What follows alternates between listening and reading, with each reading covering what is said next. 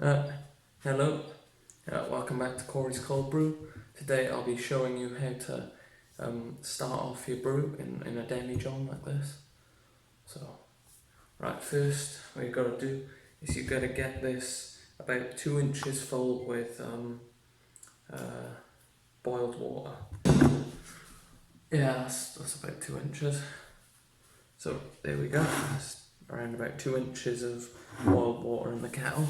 Now, because the reason we boil it is because you've got to get the sugar to dissolve in it. That's very important because that's the yeast's food and that's how alcohol gets produced.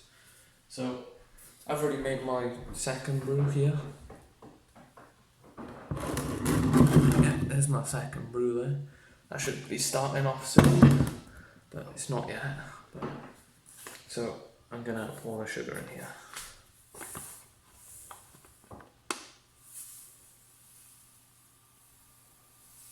So you want to use a kilogram bag, and you want to use about 500 kilos or 500 grams for a brew, and you could use the other 500 grams for like your cereal or your coffee or tea or something else. Doesn't matter.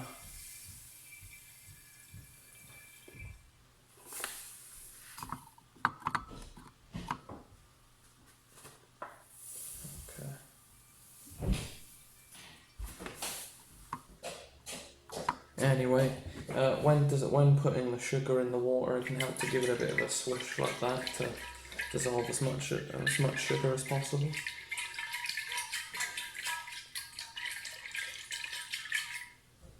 That looks quite dissolved to me. Let's see, that looks alright.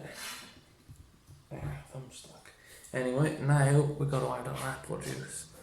So, yeah. Right, okay, so here I go, I've got my apple juice here. Now we just open them up. This is just as does from concentrate apple juice. It has no preservatives in, so it'll do the job.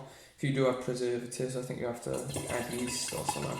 No, what am I on about? Add yeast, no you don't. You add some sort of alkali to like neutralise the acid, I think. And that like prevents it from killing the yeast off. So yeah, use a funnel when you pour.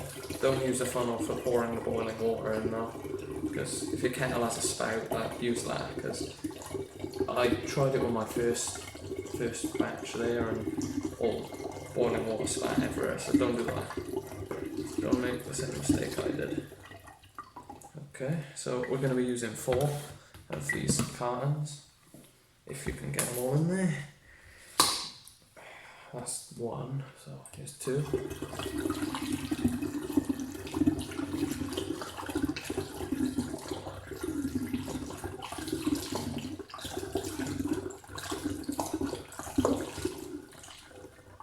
Here we go. Now we're gonna go for 3. Okay, good.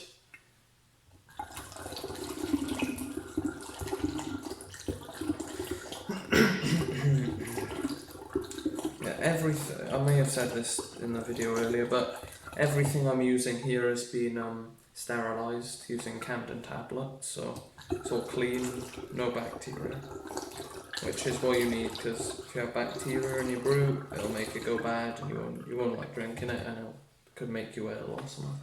I don't know. And then this.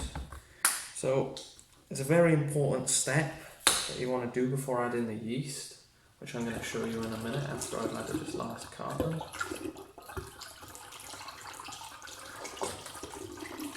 There we go. All the way up. Not bad. Not bad at all. Okay. Oh, whoops. Okay, so what you want to do is you remove that funnel, because that's no liquid in that, and then you get this. Now, this is an unnecessary step, but it's useful because this will allow you to determine that alcohol content at the end. But yeah, that's what you want to use. It's called a hydrometer. You can get digital ones, but they're expensive. This cost me about 6 quid, so that's fine. So what you want to do is put that there, And then they usually come in containers like these. There's a reason they come in containers like these. So you want to get your siphon, because don't tell it won't fit in there. Oh no, they're different sized. That's not good. But we're gonna have to roll with the punches here. So how am I gonna get that in there? I ended up just grabbing the demijohn by the neck and carefully pouring some in over the sink. So that did the trick. If your siphon can't fit in, oh yeah, how the hell am I gonna siphon that out afterwards? Yeah, that's troubling. I might have to buy another siphon, that's not good. Anyway, that's to worry about in a future day. So then you put this in, and you see it'll sink down until a certain point. Bring it a bit closer. And then on that point where you see the top of the liquid, it'll keep sinking down. Oh my, 1 minute. It's really leaking everywhere. Yeah, this one I bought has a tendency to leak because I don't think that's its real purpose, to work as a solution holder, but it'll do the job. Anyway, so it stops sinking now, and then we just lightly turn it, and then we see the specific gravity reading for this one. Just like my last one appears to be, wait no. Oh, it's 60. 60, okay, right, 60.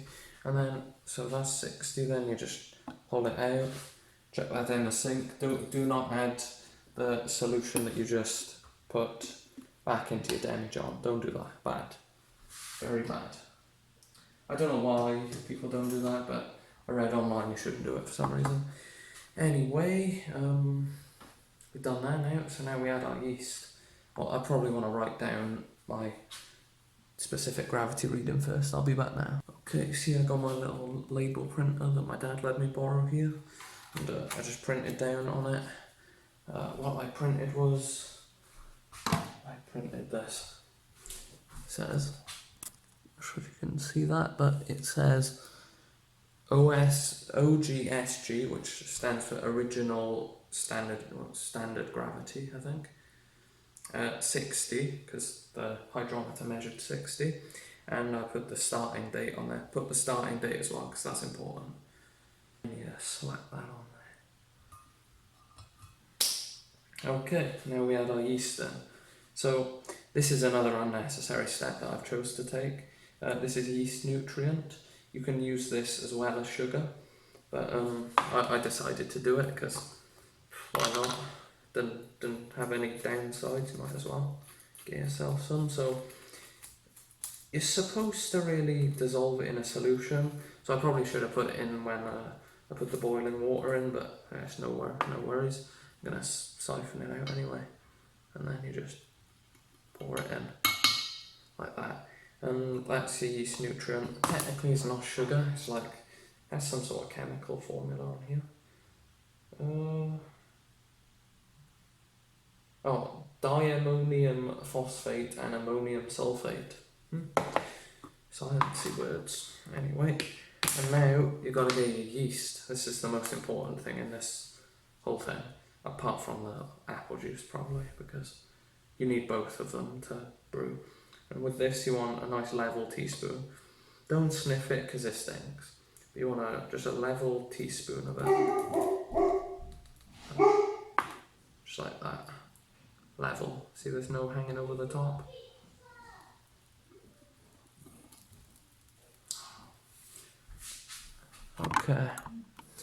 Okay, so now after we put the yeast in, we've got to get a trap on so the fermentation process can start efficiently.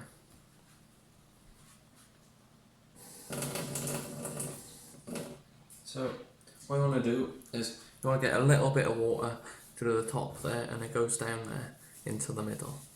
That stops any impurities or insects from getting in, but also allows the carbon dioxide that is going to be produced to escape. And then you just put it on the top like that. Good. And that is the brewing process of this part of the process done. So now we just have to wait. It might take 1 week, doubtful, but it'll probably take about 2 or 3.